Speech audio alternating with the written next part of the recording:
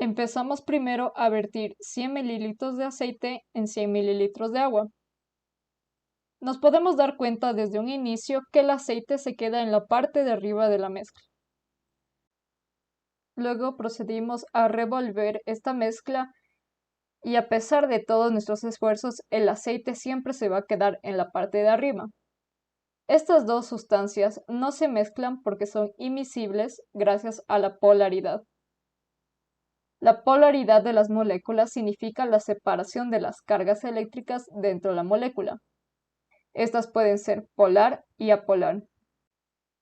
Si los átomos son iguales, el enlace covalente será apolar, mientras que si son diferentes, el enlace covalente será polar. El agua es una molécula polar, mientras que el aceite es una molécula apolar. Por lo tanto, es físicamente imposible que estas sustancias se lleguen a mezclar por sí solas. Finalmente, para explicar el fenómeno de que una queda arriba sobre otra es por la diferencia de densidades. El agua tiene una densidad superior que la del aceite. A continuación, procedimos a colocar un hielo a la mezcla. Inmediatamente el hielo intenta bajar a la superficie del vaso, pero se queda atrapado en la zona del aceite, ya que el hielo, al igual que el aceite, tiene una densidad menor que la del agua.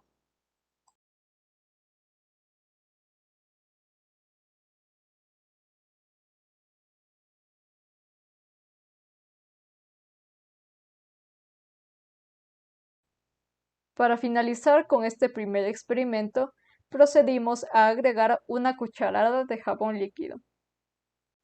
Luego nos dedicamos a revolver bien esta mezcla con las tres sustancias que están en este momento: agua, aceite y el jabón líquido. Al momento de revolver, vimos cómo se formaron de nuevo pequeñas burbujas. Y finalmente, cuando está entrando al estado de reposo, podemos ver que el jabón se queda en el centro de esta mezcla, es decir, en la mitad del agua y el aceite.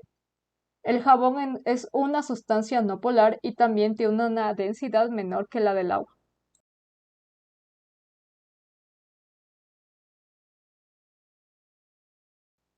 En este experimento tenemos tres vasos con agua. El primer vaso con agua es con agua fría, el del medio es agua tibia y el último es con agua caliente. A estos tres vasos les agregamos una cucharada de café molido y los dejamos reposar por 2 minutos. A medida que pasa el tiempo, nos podemos dar cuenta claramente que en el vaso de agua fría casi no se disuelve el café, mientras que en el vaso de agua caliente se disuelve rápidamente el café. Esto se debe a la tensión superficial y a la energía calorífica que tiene cada uno de los vasos. Obviamente con el agua caliente se va a disolver con más facilidad y más rápido. Luego procedimos a hacer un proceso de filtración utilizando papel filtro para café.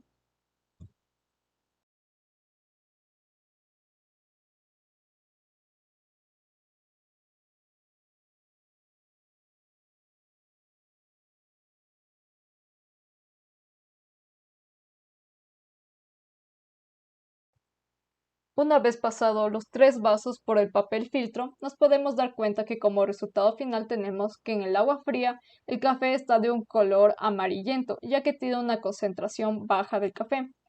En el agua tibia se vuelve un poco más oscura y en el agua caliente se vuelve aún más oscura, ya que esta tuvo la mayor concentración de café. Y en esta agua caliente podemos ver un color habitual con el que prepararíamos cualquier taza de café.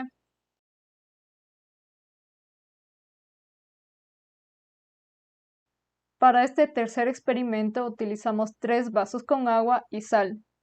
Al primer vaso le agregamos una cucharada de sal, al segundo 2 cucharadas y al tercero 4 cucharadas de sal. Al momento de revolver, fácilmente se disuelve la sal en los primeros dos vasos, pero en el tercer vaso se queda un poco de sal en el fondo ya que está una sobreconcentración de sal en el agua.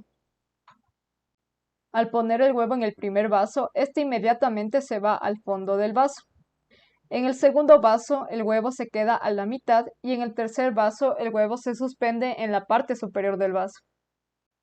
Esto se debe a la diferencia de densidades que existe en los tres vasos. El agua, como sabemos, tiene 1 gramo sobre centímetro cúbico de densidad y la fórmula de la densidad es la relación entre la masa y el volumen.